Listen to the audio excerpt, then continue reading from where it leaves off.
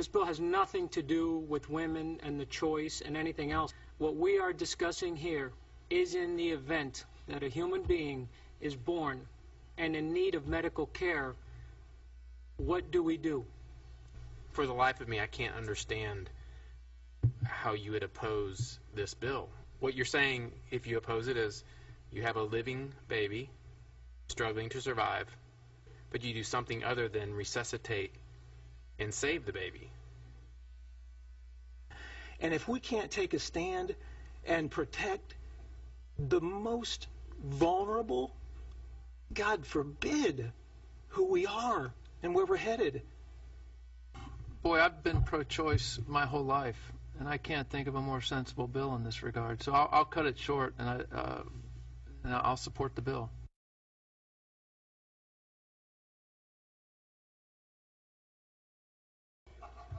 Okay, good morning, ladies and gentlemen. I'm going to call to order the Civil Justice Subcommittee meeting. Next bill we will hear is House Bill 1129 by Representative Pigman. Representative Pigman, you're recognized to present your bill, sir. Thank you, Mr. Chair. The first point is that this bill says nothing about the abortion procedure. The second point is this bill attempts to seek definitions. Born alive is defined in unambiguous terms. It is a delivered human infant that draws a breath, has a beating heart, or has voluntary movement.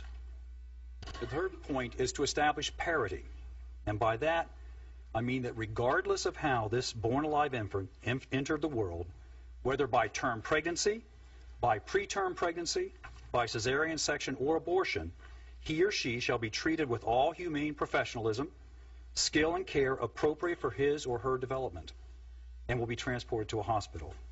All activities of this proposed bill happen after the abortion and in no way impacts upon the prior elements before the abortion. My interest in this bill is solely and strictly to provide care for that infant that is born alive following any procedure that it receives full and appropriate resuscitation. In brief, the state has an interest in people who are incapacitated. This bill is about the infant. This bill is intended to guarantee all respect and humanity to an infant born alive, regardless of how they entered this world. Thank you. Representative Cleland. Thank you, Mr. Chair. How prevalent are situations like this in an abortion setting? I was floored when I heard that this happens at all.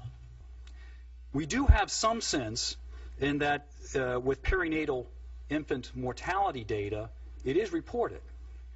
In 2010, there were 24,586 perinatal deaths in the United States. Perinatal defined as being from the 22nd week of gestation to 7 days post-delivery. Those are all coded by International Classification of Disease 10th edition criteria, of which 96.4 is mortality subsequent to an abortion. And in 2010, 1,270 infants were reported in that category. And I emphasize reported. Okay. It appears as though member questioning is concluded, so we have public input now to receive. Next up will be Elisa Lapolt Snow from Florida Alliance of Planned Parenthood Affiliates.